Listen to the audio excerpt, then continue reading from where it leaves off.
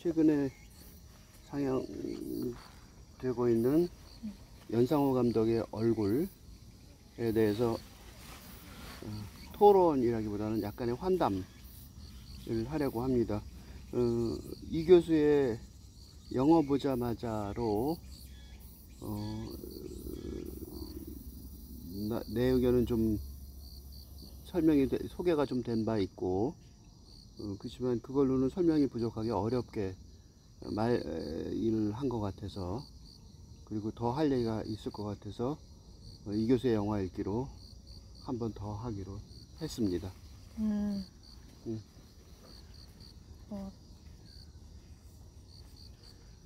이게 영화가 인터뷰 5개 형식으로 이루어져 있잖아요. 그래서 거기서 이제 아마도 이렇게 저도 이제 질문을 이렇게 인터뷰 하나에 한 질문 이런 식으로 하려고 하는데, 이게 일단 첫 번째 인터뷰에서 그 장례식장이 배경이고, 그리고 엄마 영희의 형제 2명이 찾아오는 장면이 첫 번째 인터뷰였어요. 그래서 이제 저는 이 첫 번째 인터뷰가 보여주는 것이 못생김이라는 게 무엇인가, 도대체 그게 뭐길래 사람들이 신경 쓰고, 그리고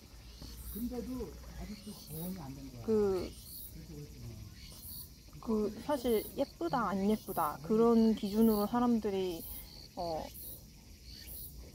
이 생활을, 아름다운 가치를 쫓아서 살고 있는 게 사실 보편적이고 일상적인 부분이잖아요. 그래서 그것이 그 화두처럼 못생김이라는 게 뭔가에 대해서 나오는 것 같았는데, 근데 이제 그것과 대비돼서 이제 영이라는 사람이 살해됐을 수도 있다, 그런 가능성이 또 제시되면서 경찰을 통해, 그러면서 이제 그럼 피해자가 명확히 있는데 그럼 가해자는 누구지? 이런 생각이 들게끔 만들어요. 근데 이거는 이제 못생겼다는 그 화두랑 화두가 좀 더 주관적인 인상을 준다면, 이제 피해자는 누구고 피해자와 가해자라는 그런 개념은 조금 더 약간 객관적으로 그게 정해져 있어야 될 것 같은, 그게 구분되어야 될 것 같은 그런 인상을 줘요. 그래서 이 두 개가 좀 더 비교가 되면서, 그런데 못생겼다는 것도 사실 우리가 객관적으로 있는 것처럼 뭔가 구분을 지으려고 하는 그런 습관을 가지고 다들 살고 있는데, 근데 이 못생김이라는 것이, 그리고 피해자와 가해자라는 것이 진짜로 객관적으로 구분할 수 있는 것 같으냐, 이런 질문을 화두처럼 던지면서 시작하는 게 첫 번째 인터뷰였던 것 같아요. 그래서 되게 그래서 이미 처음부터 도입부부터 그 관객들을 복잡하게 생각하지 않을 수 없게 만드는 그런 전략이 너무 멋있어서 이 부분에 대해서 말하고 싶었습니다. 예, 그 영화를 볼 때 영화라는 장르가 우리가 가서 아주 큰 화면으로 주인공의 얼굴이 너무 크게, 평소에는 볼 리가 없을 만큼 크게, 정말 콧구멍 하나, 입, 눈동자 하나가 뭐 엄청나게 커질 수가 있잖아요. 그러니까 이 영화라는 게 드라마타이제이션, 극화, 그러니까 영상으로 보여주는 극화를 해야 되는 그런 장르예요. 소설이 그런데, 예를 들면 심리 상태가 있어요. 안 좋아, 내가 안 좋아. 그러면 이제 그런 심리 상태가 보통 사람들은 그냥 안 좋은 심리 상태로 끝나지만, 그거를 소설로 말해주면 사건이 되는 거예요. 그래서 난 너가 너무 싫어, 그러니까 소설로 가면 죽여. 그러니까 맞아. 살인이 그렇게 보통 평상시에는 안 많잖아요. 살인이나 상해, 누굴 찔러 죽이든가 때린다든가 이런 일이 평상시에는 안 많지만, 그러니까 이 사건화해서 재현해서 리프레젠테이션, 삶을 보여주면서 어쩔 수 없이 극화 장면이 보여지는데, 드라마타이제이션이 되는데, 영화가 소설보다 훨씬 더 극화를 해야 돼요. 소설은 묘사가 있어서, 그러니까 그 대화도 있지만 지문이 있잖아요. 그러니까 거기서 우리가 그 지문 속에서 그 속마음을 보여준단 말이죠. 어떤 장치를 통해서든 간에 1인칭 소설이면 진짜 말하고, 3인칭 소설이어도 뭐 그 사람 표정이 굳었다 뭐 어쩌고 이것저것 얘기를 해서 그 심리를 보여주는 장치가 좀 있는데 영화는 대사가 너무 적죠. 영화가 대사를 그렇게 길게 보여줄 틈이 없단 말이죠. 그러니까 영화는 더 극화를 해야 되는 거예요. 그러니까 그 나와 있는 그 이모들이 영희는 못생겼어 라고 나중에 말할 때 그 중간의 과정이 생략된 거죠. 중간에 이제 이런저런 대화가 왔다 갔다 했는데 오긴 왔는데 이제 알 수 없이 옛날 얘기를 해야 되고 그럼 왜 우리가 연기를 배척해야 되는지 설명해야 되는데 사실은 설명할 이유가 없죠. 설명할 게 없잖아요. 그냥 엄마의 재산이 좀 많았던 거고 그 재산을 배지시키기 위해서 온 거잖아요.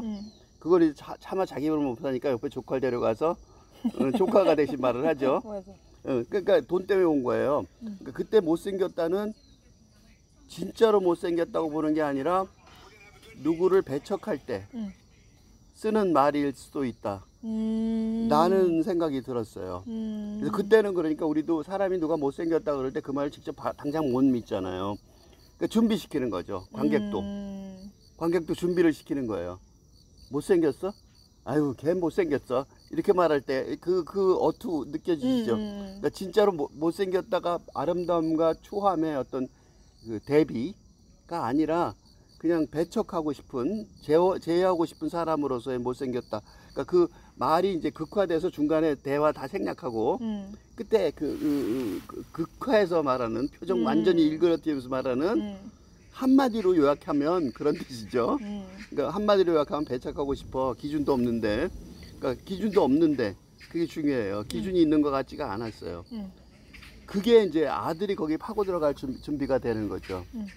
아들이 자기 엄마잖아요. 못생겼다 말하는 대상이 본적은 없는 엄마지만 그러니까 사랑의 마음이 있단 말이죠. 그러니까 저절로 피해자라고 보이는 그 영희를 옹호할 준비가 돼 있는 사람이란 말이죠. 그 사랑의 힘으로. 그걸 옆에서 기자가 봐요. 기자가 제대로 된 기자라면 서벌탄. 그러니까 피해를 보긴 하는데 목소리가 없는 사람들한테 목소리를 대신 주는 그게 언론의 어떤 제대로 된 역할, 근대 언론이죠. 지금의 언론은 좀 다르지만 근대 언론 역할이라고 본다면 아들의 그런 태도, 그 파고드는 그 태도를 보고 기자가 한 팀이 되면 되겠다 라고 생각을 한 것 같아요. 그러니까 그 장면이 말하자면 그러니까 그 아버지의 그 전각장인 아버지 영호의 다큐멘터리를 제작하던 기자가 말하자면 범죄 탐색 탐사 기자 탐사 기자로 바뀌는 장면인데 그 탐사 기자의 자질이 있는 거죠. 이 아들을 붙잡고 같이 해야 되겠다고 느낀 거죠. 그래야지 이제 자기의 그 탐사의 정당성이 확보가 되는 거니까 아들을 대신해서 해주는 것처럼. 그러니까 그래서 그게 아주 교묘하게 잘 짜여져 있는. 그래서 와, 연상호 감독이 시작을 기가 막히게 한다. 그런 생각을 했어요. 요거는 다큐를 만드는 사람이라든가 이런 탐정이라든가 이런 예를 들면 무슨 싸우는 영화들 있죠? 그런 영화들 만들 때 써먹으면 좋겠다. 그런 틀을 보여준다고 생각했습니다. 맞아요. 그래서 이렇게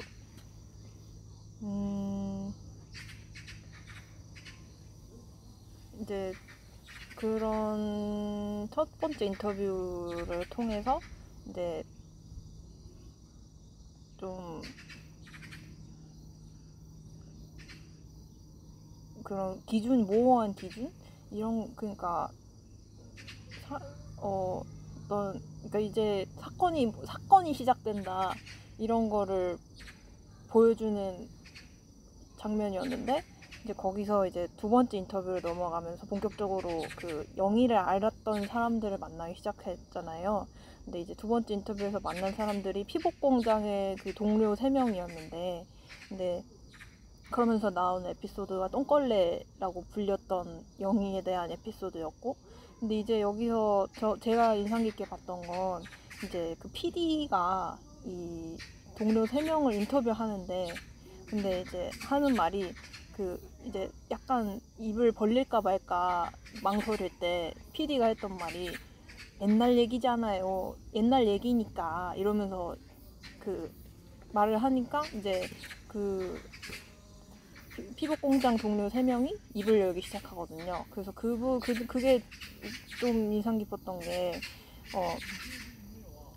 이제 그런 좀 이렇게 비교됐던 게 그러면서 시작했던 얘기는 그 이제 똥걸레 에피소드를 얘기를 시작을 했는데 근데 이제 나중에 이제 그 진숙의 3번째 인터뷰가 진숙이 나오는 영희의 사수였던 분이 나오는 인터뷰인데 근데 그 얘기는 자기들 입으로는 말을 못하겠다 이런 식으로 얘기를 해요. 근데 왜 똥걸레 에피소드는 자기들 입으로 얘기를 해도 되는 거냐? 둘 다 어차피 똑같은 옛날 얘기인데 왜 어떤 거는 말을 해도 되고 어떤 거는 하면 안 되냐? 그런 부분이 재미 때문인가? 그렇게 웃으면서 똥걸레 에피소드를 얘기를 하는 게 재밌다고 생각하니까 그게 옛날 얘기든 아니든 가능한 건가? 이런 좀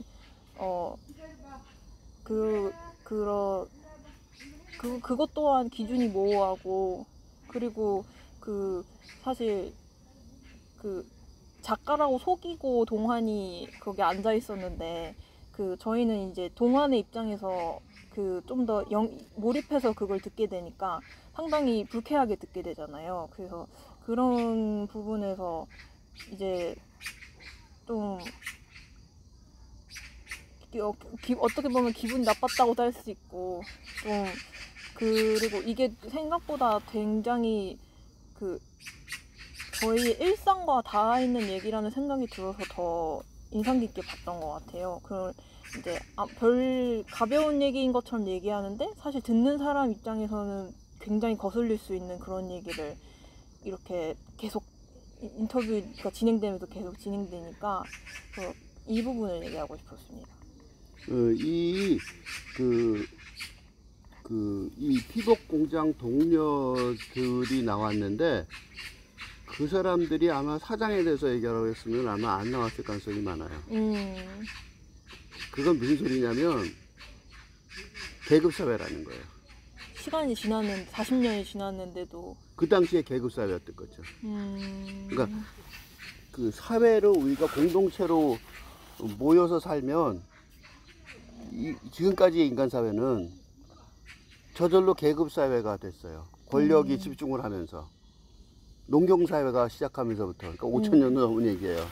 그러니까 계급, 시족사회도 제 가부장이 있고, 그죠? 아버지가 있고, 그 아버지가 시족사회 때는 아들을 죽여도 할 말이 없었잖아. 맞아요. 그러니까 계급사회가 얼마나 무서운지를 보여주는 하나의 사례라고 보여져요. 그러니까 우리가 모르게 계급사회가 있는 거예요. 그러니까 이 영희는 시다였고, 누구나 다 불려먹는, 화장실을 못 가게 해서 벌어진 일이잖아요. 똥걸레라는 게. 그러니까 똥걸레가 난 맨 처음에 그랬어요.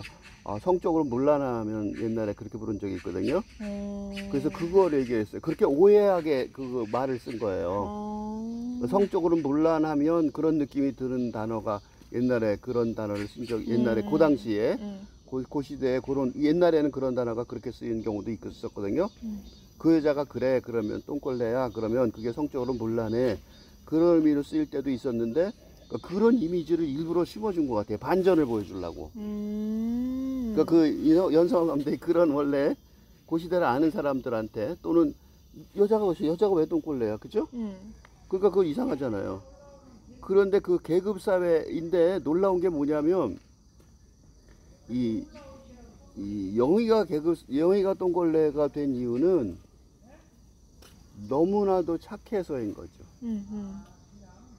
그죠? 그 화장실 가는 것도 주장을 못 하는 거예요. 그건 자기 권리잖아요. 근데 자기 권리인데 이 시다라는 거는 남을 도와줘야 되는 거죠. 여기 좀 빨리 해야 돼. 여기 그 왜 처음에 좀 그게 장면이 나오잖아요.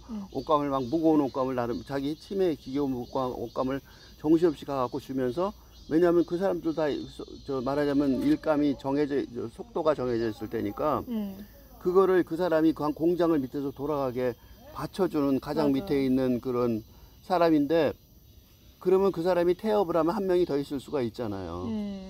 근데 근데 여기가 혼자서 책임을 지고 있는 거죠. 그 많은 일, 그러니까 그 앉아서 노동하는 사람보다 훨씬 더 힘든 일을 하고 있는 거잖아요. 그러니까 진짜 화장실 갈 틈도 없이 바빴을 거란 말이죠. 근데 진짜로 화장실 갈 틈이 없도록 하는 거는 그거는 그 사람이 그 허가를 안 해서가 아니라 자기가 너무 많이 참아서잖아요. 사실은 맞아요. 화장실 상태도 알았을 거고 대기하는 것도 알았을 텐데 그러면 일이 좀 밀리더라도 나는 화장실에 가야 되니까 화장실 가는 건 너무나도 인간적인 기본적인 동물적인 권리니까 그냥 그건 거꾸로 뒤집어 보면 우리 그때는 아직 안 나왔지만 거기 벌써 씨앗이 있어요. 영희는 성자다. 내가 이 교수의 영어 보자마자 해서 말했는데 난 도스토옙스키의 백치라는 소설을 참 좋아하는데 거기 나오는 백치, 이디엇, 그죠? 무의시킨 공자. 그 사람이 백치냐면 너무나 착해서 그렇거든요. 성자 같은 백치예요. 너무 성자라서 성인이 우리나라 이 땅에 와 있으면 백치겠죠. 그래서 이 장면을 통해서 처음에는 아들이 옹호하고 기자는 자기 그 취재 욕심에 출발을 했는데 여기서부터는 관객이 같이 끼어드는 거죠. 관객이 이제 그 여자가 뭘 잘못한 거야, 그죠? 그렇죠. 그 여자는 왜 이렇게 부당하게 그런 말까지 들어야 돼?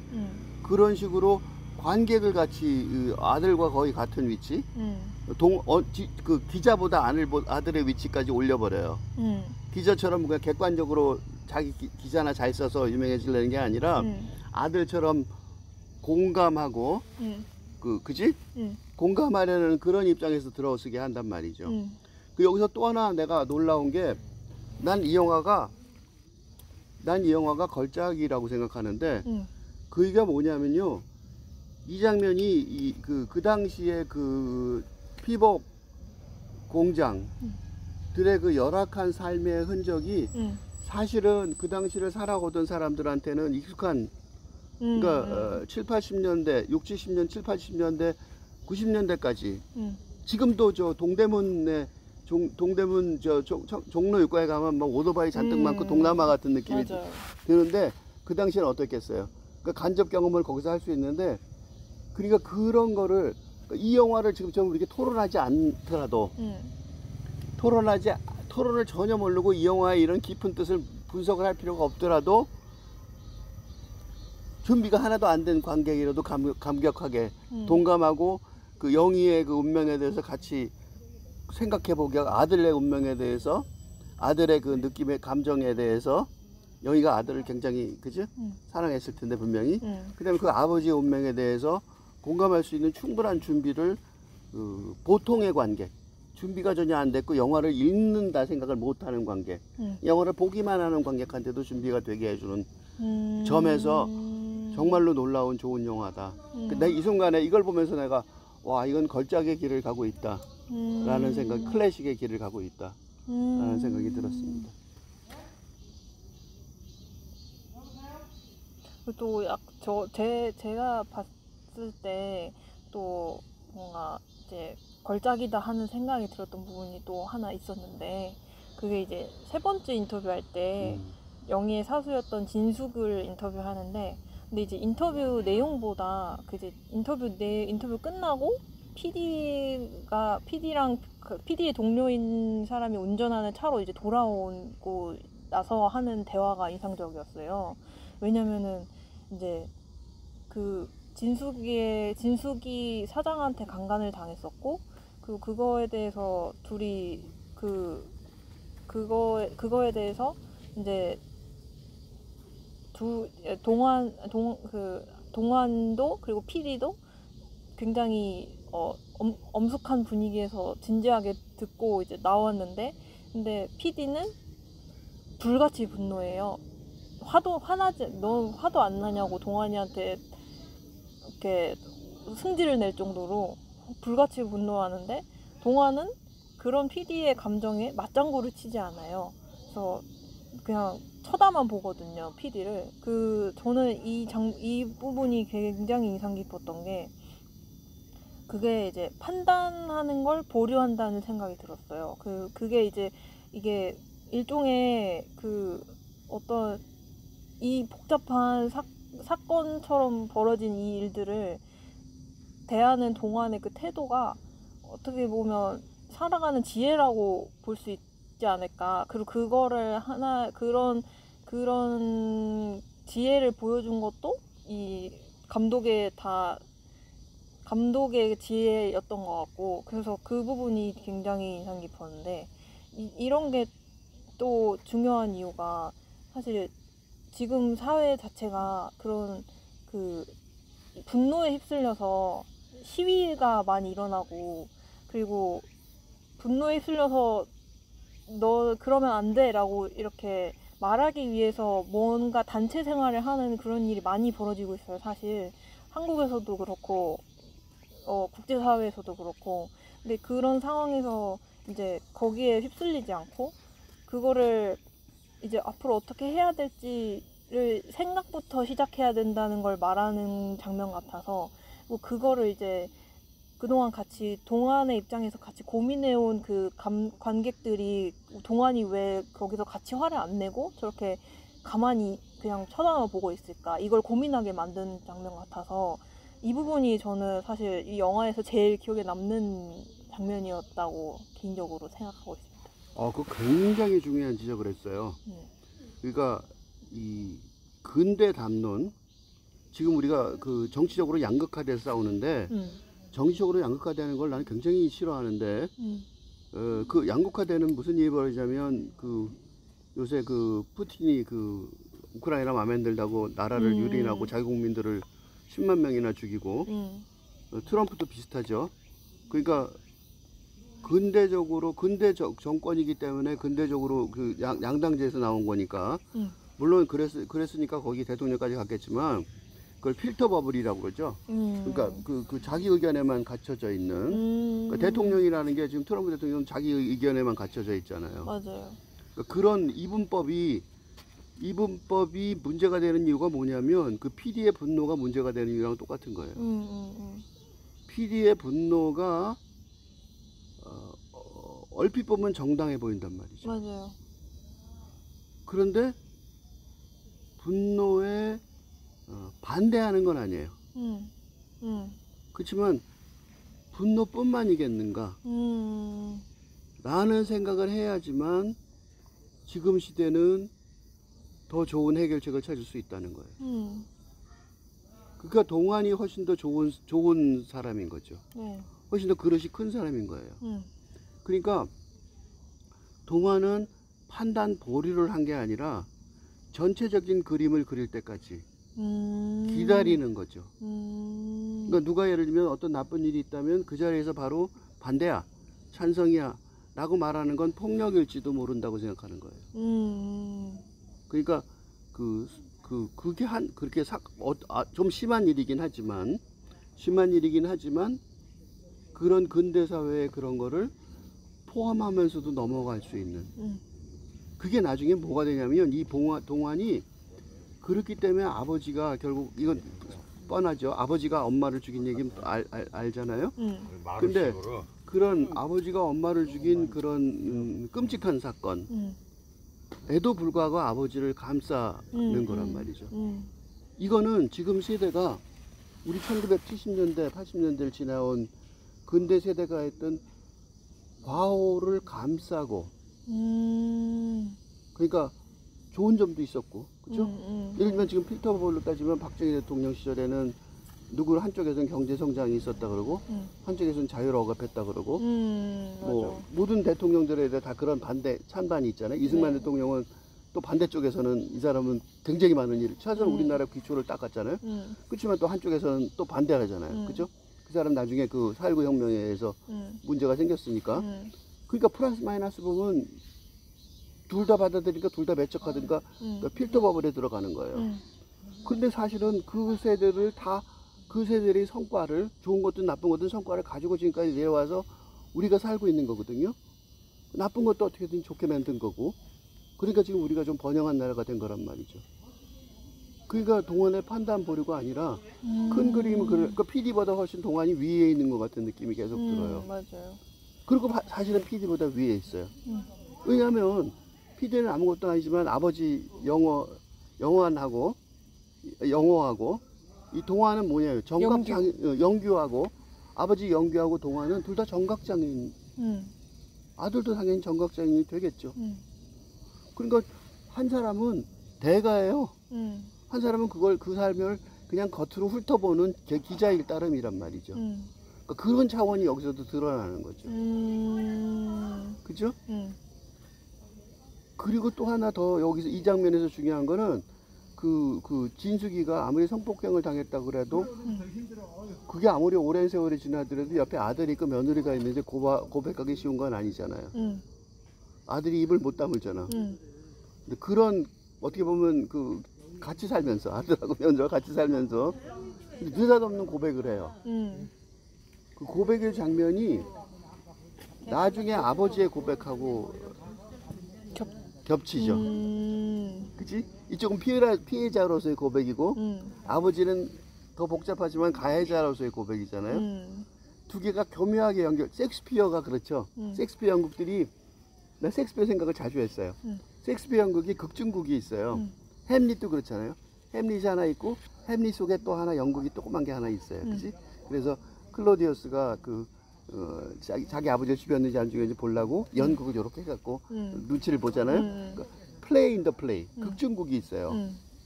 이것도 일종의 그 극중극이에요.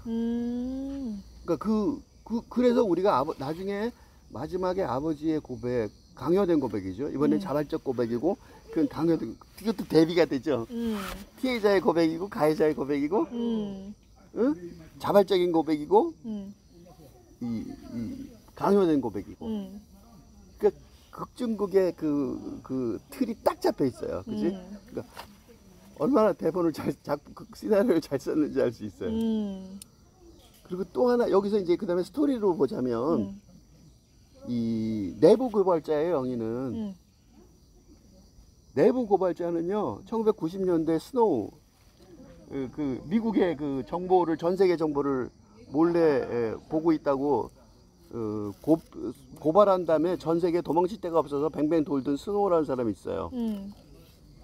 2000년대 들어서도 미국같이 언론 자유가 있는 것처럼 보이는 나라들도 고발하면 정부를 고발하면 목숨이 위태로 갈 데가 아무데도 없게 되는 지금도 내부 고발자는 위험한 세상이에요. 1970년대 내부 고발자는 이건 뭐 운명이 뻔해요. 근데 그런데도 영희가 그걸 했다는 거예요. 그러니까 엄청난 일을 했던 거고 그 진숙이가 오해했다는 건 너무 맞아요.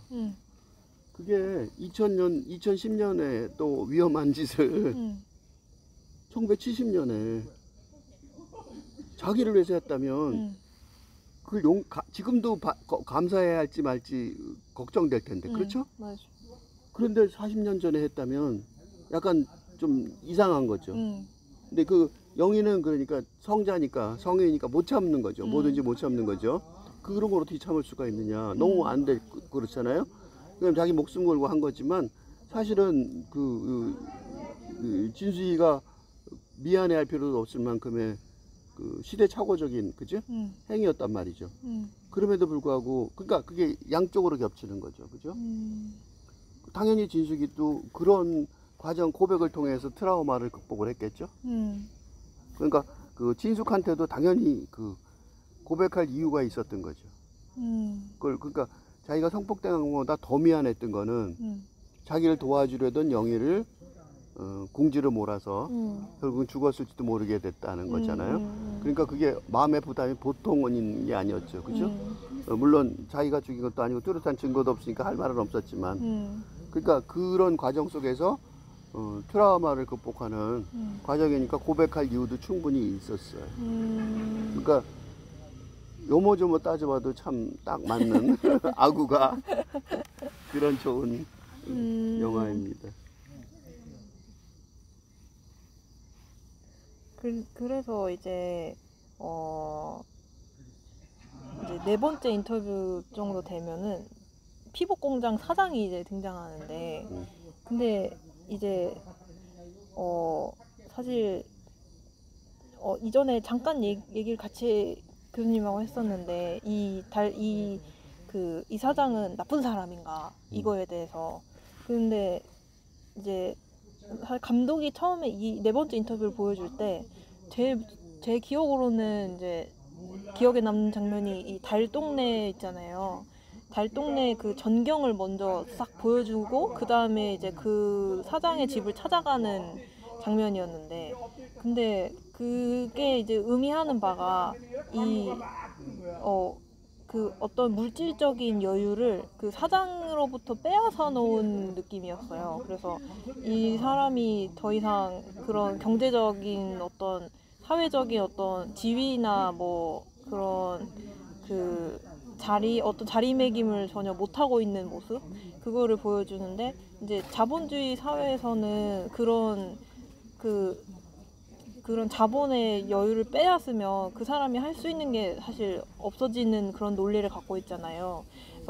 그래서 아마 그런 사회에서 이제 무기력하게 그렇게 누워만 있는 그 사람을 표현한 게 이제 나쁜 짓을 한 건 사실이니까 그렇게 표현을 한 것 같은데, 근데 또 이제 완전히 그 사람이 막 어떻게 이렇게 매장 이렇게 그 사람을 매장시키지는 않고, 그래도 어떻게 아마도 사라지는 대로 살았을 것 같은 그런 모습을 담아서 이렇게 결과물을 보여줬다는 게, 이제 이 사람에 대해서 또 이 사장에 대해서 사람들이 어떻게 생각해야 될 건가 또 질문하게 만드는 것 같았어요. 우선 그 사장을 한 분이 배우가 누군지 모르겠는데 연기가 설득력이 있어요. 맞아. 그 전에 대단. 그 똥걸레 나올 때 사장이 나오죠. 그때 그때 사장의 그 모습하고 그 다음에 누워서 죽기 직전의 모습, 그 모습하고 그 연기 변신은 이 영화에는 그 인생 연기한 사람이 너무 많은데 다 거의 다 인생 연기라고 볼 수 있어요. 근데 이 사장도 보통은 얘기를 안 할 것 같아서 내가 얘기를 하는데 엄청난 인생 연기였다라는 칭찬을 정말로 해주고 싶어요. 사장의 연기가 그렇지 않았더라면 이 영화가 설득력이 없었을 거예요. 맞아. 근데 이제 그게 뭐냐면 두 가지 생각을 하게 하는데, 첫 번째는 사장의 연기가 너무 뛰어나니까 이 사람이 명의가 복수한 게 아니라 정의가 복수한 거. 그러니까 정의가 두 종류가 있는데 데리다에 의하면 대문자 저스티스가 있어요. 그리고 소문자 저스티스가 있는데 소문자 저스티스로 따지면 이 사람은 죄가 없죠.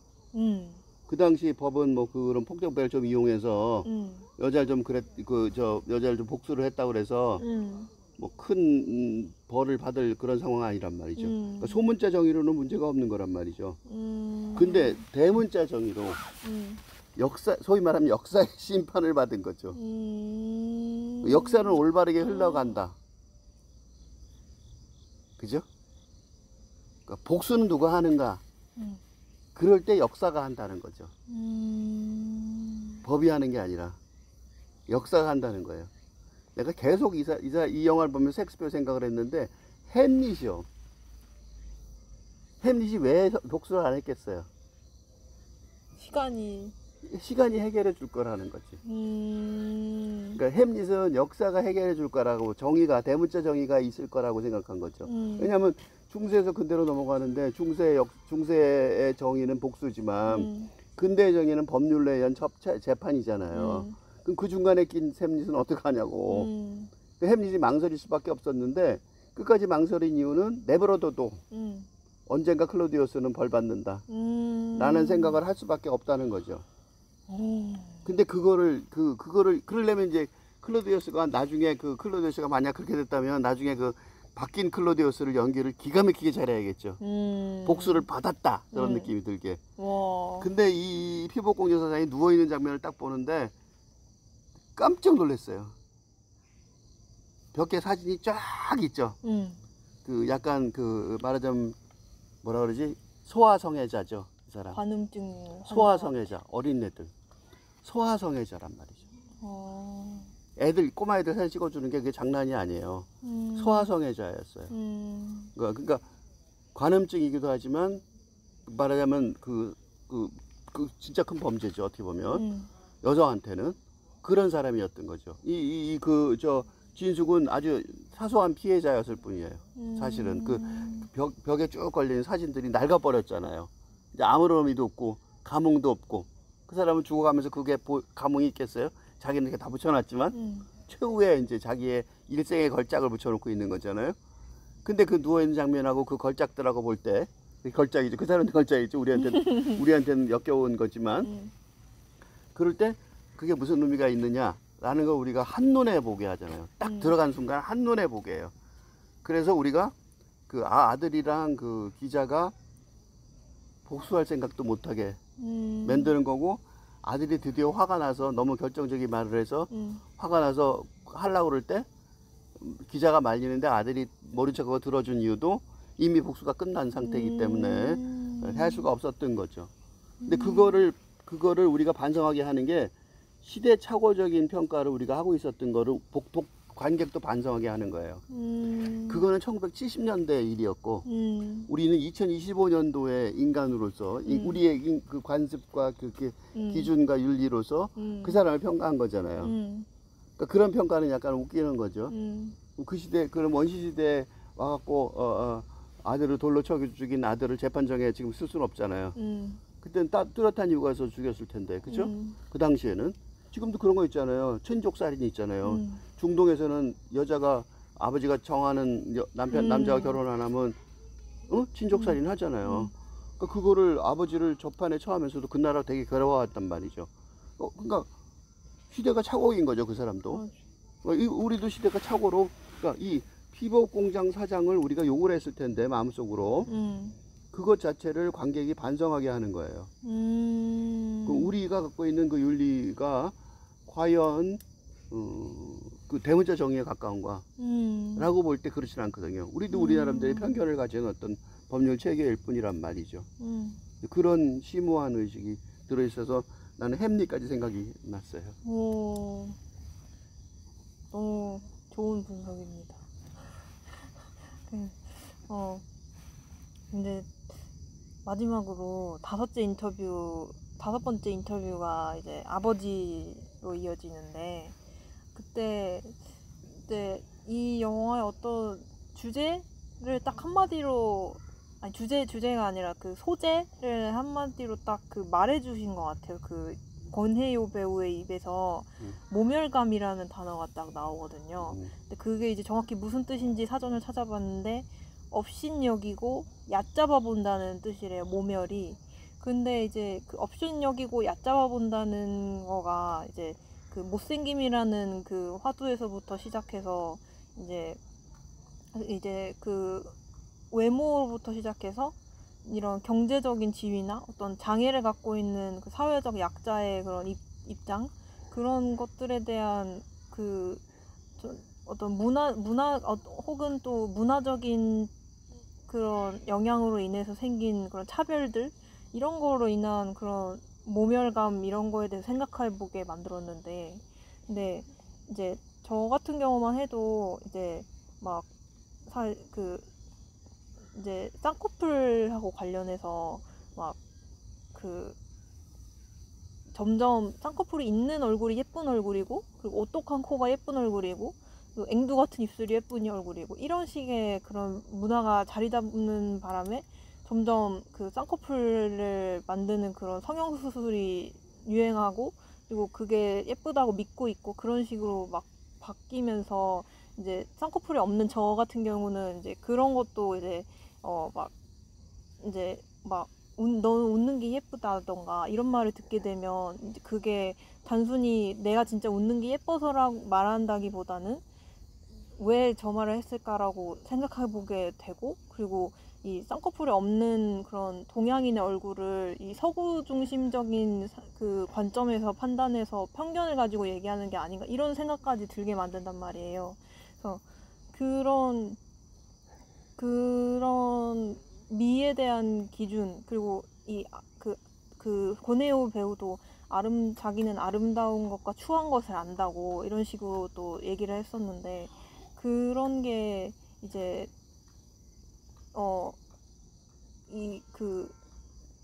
사실 아름다움을 추구하는 게 절대로 나쁜 게 아닌데, 근데 왜 그것이 이 아버지로 하여금 이제 아내를 죽일 정도로 그 모멸감을 느끼게 만들었는가, 그런 부분이 정확하게 이제 아버지의 입에서 고백을 통해서 질문을 되니까, 이제 보는 관객으로 하여금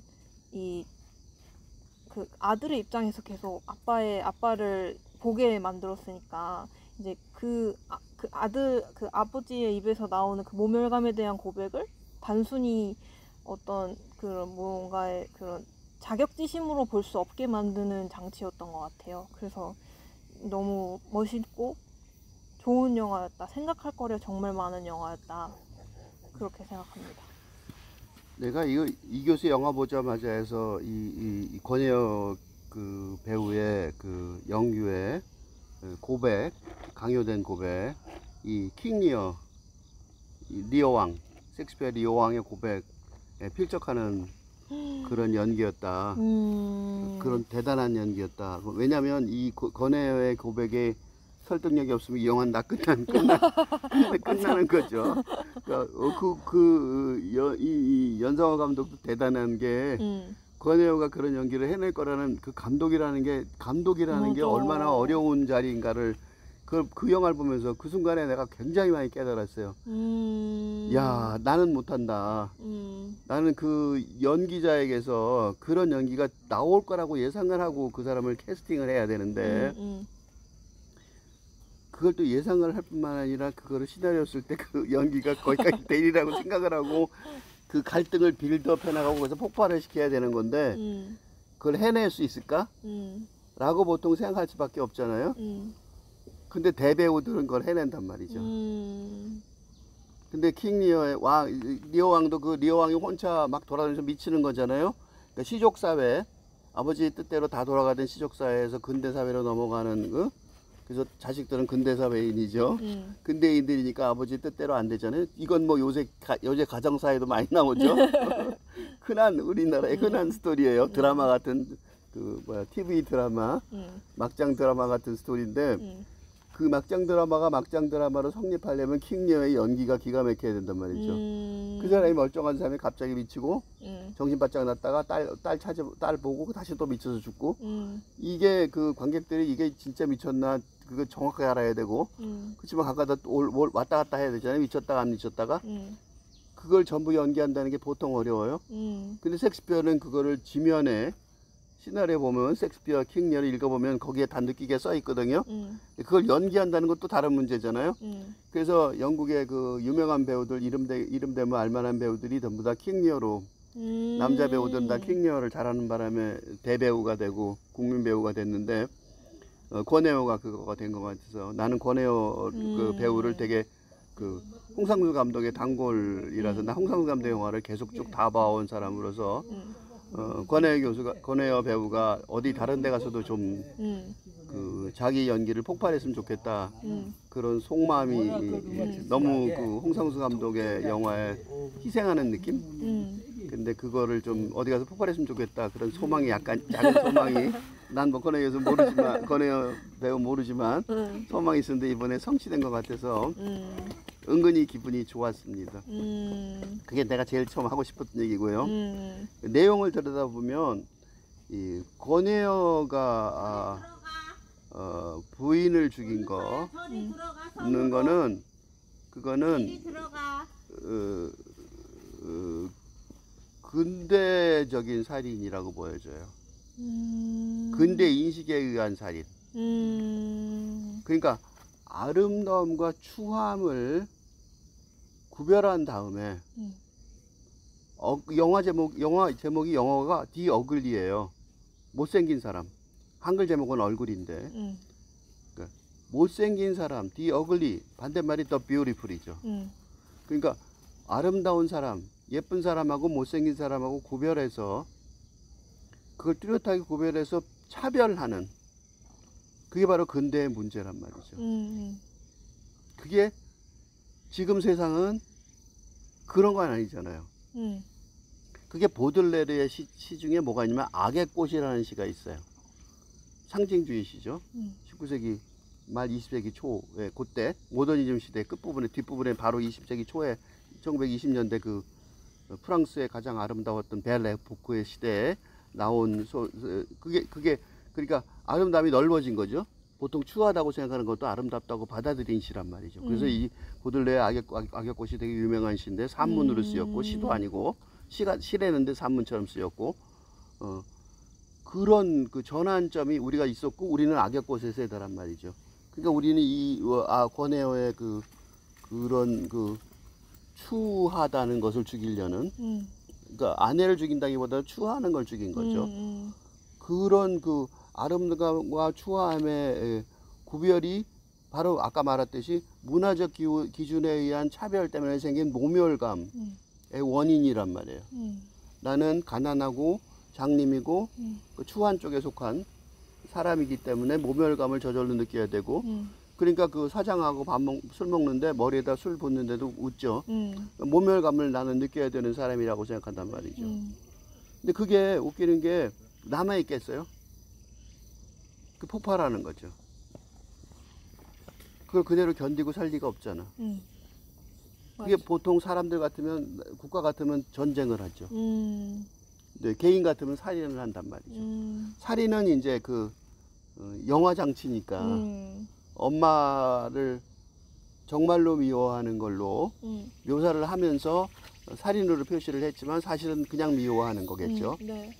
근데 이게요 최근에 많이 쓰는 말이 있어요. 자존감과 자존심이요. 자존심은 나쁜 거예요. 왜 나쁘냐면 모멸감이 될 수 있으니까. 나만 좋아 이런 거죠. 자존감은 다른 사람하고 아무 상관없이 셀프 리스펙트. 프라이드가 아니에요. 자존심이 아니란 말이죠. 프라이드는 잘난 척 하는 거죠. 그럼 잘난 척하면 피해가 있어요. 다른 사람한테. 맞아. 우월이 생기니까. 비교를 하는 거고. 그러니까 우월이 생기는 거예요. 이 우수한 사람 몇 명 안 되고 다 열등한 사람이 되는 거죠. 그래서 전쟁이 난무하고 살인이 난무하고 미움이 난무하는 거예요. 근데 만약에 그런 그 이분법이 없어지면 자존감만 있으면 되는 거죠. 나만 존중하면 되는 거잖아. 셀프 리스펙트. 그러면 아들이요. 마지막에 아들이 받아들이는 게 내 생각에는 그거 같아요.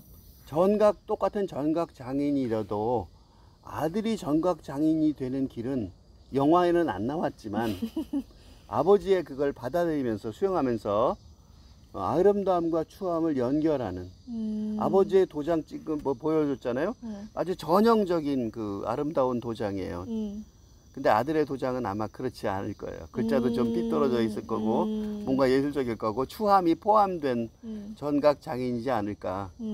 내 생각에는 그런 도장을 하나 사서 맨 끝에 딱 두 개를 비교해서 보여줬으면 이 영화 정말 멋있지 않았을까. 연상호 감독이 그런 재료는 잘 썼는데 그러니까 사회적인 감각 그 사회 분석은 굉장히 뛰어난데 예술은 조금 미술은 조금 그래서 그 정각이 나오면 아들이 그래서 마지막에 그런 게 딱 하나 보여주면 뭔가 우리한테 꽝 하나 치는 게 있지 않았을까. 왜냐하면 마지막에 피날레에 아들이 너무 약하게 끝나거든요.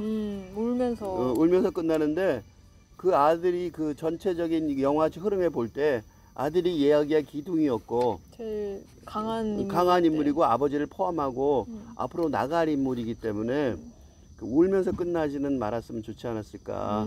그래서 뭔가 하나 부족하다라는 생각이 약간 있었거든요. 근데 이제 오늘 토론하다가 건진 거예요. 오늘 토론하다가 아기꽃 생각도 나고 아름다운 추함을 그 생각도 나고 그러다 보니까 전각 장인이 아들도 될 거라고 생각이 들고 그럼 됐다고 말할 필요는 없이 그 옛날식 그건 보여줬으니까 아들의 그 그림을 하나 그건 분명히 다 장인들의 작품이겠죠. 그렇지만 요새 새로운 전각 장인들이 있을 거거든요. 추함이 포함된 그런 미묘하게 추함이 포함된 전각이 있을 텐데 그걸 딱 보여주면 새기는 장면만 하나 보여주고 그 옆에 그 전각만 하나 쓱 비춰줬으면 아들이 우는 걸로 끝나는 것보다 더 좋지 않을까. 그래서 혹시 연상호 감독한테 이제 부탁이 있다면 요걸 또 살짝 폰보는 날이 있다면 그거 하나만 한 1분 정도만 촬영해도 되니까 촬영해서 붙이면 정말 멋있지 않을까. 이거는 순전히 너무 좋아서 붙이는 결함이라기보다 너무 좋아서 붙이는 희망사항이었습니다. 네.